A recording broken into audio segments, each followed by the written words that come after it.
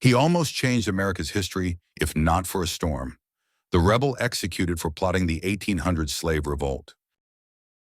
Gabriel Prosser became renowned for his intelligence and broad knowledge compared to the people of his generation. Though he was an enslaved man under his white master, he stood out with his elegant appearance and his ability to speak fluently and confidently, traits that reflected his awareness in white culture. This made his peers and contemporaries look up to him as a free man worthy of respect. It can be said that Prosser's political awareness was progressive for his time, allowing him to conceive the idea of leading a slave revolt in the state of Virginia. He carefully devised a detailed plan to carry it out. However, natural circumstances, above all, a violent storm, and betrayal prevented him from realizing his great ambition. Some historians believe that, had it not been for the fierce storm that struck on the night of the planned uprising, the revolt might have succeeded. And who knows, perhaps it could have changed the course of United States history. Gabriel Prosser was born around 1775 near Richmond, Virginia. His mother was of African origin, and like all enslaved people in America, he bore the surname of his master, Thomas Prosser. Very little is known about Gabriel's life before the revolt that brought him fame, except that he had two brothers, Solomon and Martin, as well as a wife named Nanny.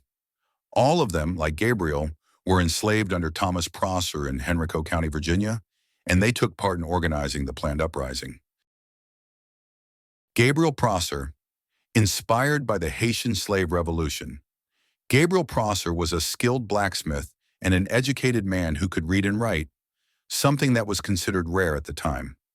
During the era in which he lived, only about 5% of enslaved people in the American South were literate, which earned him great respect among his fellow slaves. According to the African Americans, Prosser was tall, over 6 feet or 1.83 meters, and dressed elegantly whenever he was outside the blacksmith shop. Meanwhile, Black Pass cited one of his contemporaries as describing him, though in language that reflected the racism of that era, as a courageous and intelligent man who rose above his social station. The American historian Douglas Egerton noted in his book Gabriel's Rebellion that Prosser enjoyed a certain degree of freedom compared to other slaves. After the death of his master, Thomas Prosser Sr., in 1798, the bond of dependency with the son, Thomas Prosser Jr., was so weak that some historians even describe Gabriel as a free man. One of the main reasons Gabriel experienced this relative freedom was that he did not work directly on his master's plantation. Instead, Prosser Jr. would hire him out for months at a time to other masters in Richmond, where he worked in the city as a blacksmith. This arrangement allowed him to keep some extra money for himself while also interacting with artisans, laborers, and freed slaves. Thanks to his education and awareness of events both in the United States and abroad, Gabriel Prosser was deeply influenced by the French Revolution of 1789, with its famous motto, liberty, equality, fraternity. He was also inspired by the massive slave uprising in Saint-Domingue, present-day Haiti, then a French colony. He was further shaped by the political enthusiasm sweeping through the United States at the time, particularly the creation of the Democratic-Republican Party by Thomas Jefferson in 1791. Prosser came to believe that Jefferson's democratic ideology embraced the interests of both enslaved black people and white laborers, who, if united, could stand against the oppressive class of Federalist merchants loyal to what was known as the Federalist Party. A carefully devised plan for the uprising, together with two of his most trusted allies, enslaved men Jack Bowler and George Smith, Gabriel Prosser designed a plan to seize control of Richmond, the capital of Virginia, as the first step of his rebellion. Their strategy called for killing all white inhabitants, except the French and members of two Christian denominations, the Methodists and the Quakers. After that, they would establish the Kingdom of Virginia, with Gabriel himself as king.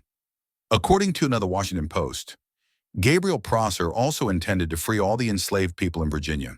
His plan included taking the state's governor, James Monroe, hostage and persuading him to proclaim their emancipation once they captured Richmond. James Monroe, who would later become President of the United States, was a close ally of Thomas Jefferson and a supporter of the Democratic-Republican Party, which advocated liberty and justice. For this reason, Prosser believed Monroe could be convinced to free Virginia's enslaved population without putting up much resistance. Prosser set the date of August 30th, 1800, as the night of the uprising.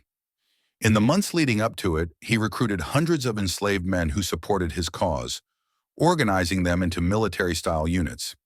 He intended for them to be armed with swords and pikes crafted from farming tools by blacksmiths, and to seize additional weapons by surprising their masters and the guards.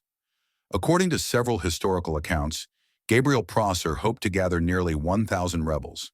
He also believed that once they reached Richmond, they would be joined by freed slaves as well as sympathetic white residents, particularly working-class laborers and members of the Quaker religious community who shared ideals of justice and brotherhood.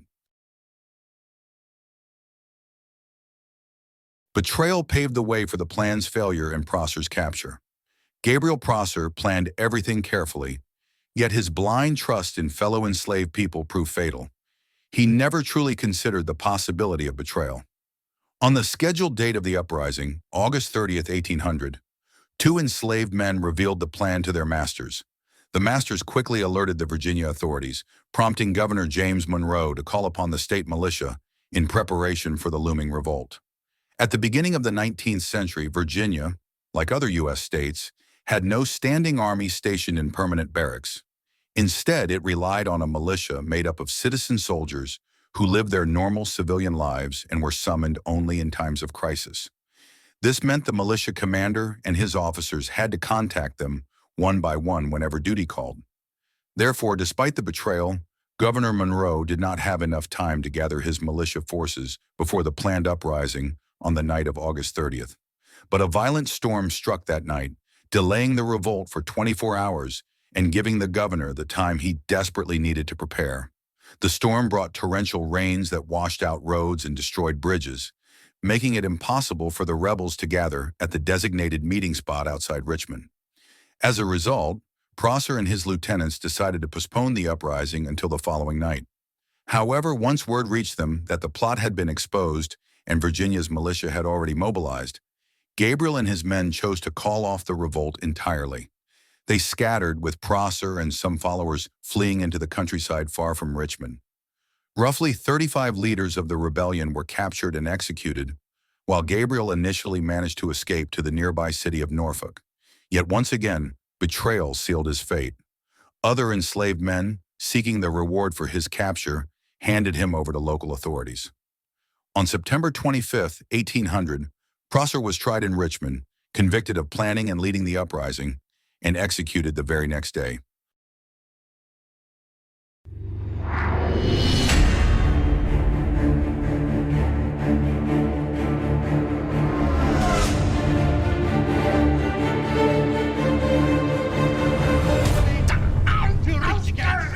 Ob du glaubst, dass ich fleißig gewesen bin, dass ich gearbeitet habe, dass ich mich in diesem Jahr für dich eingesetzt habe, dass ich anständig meine Zeit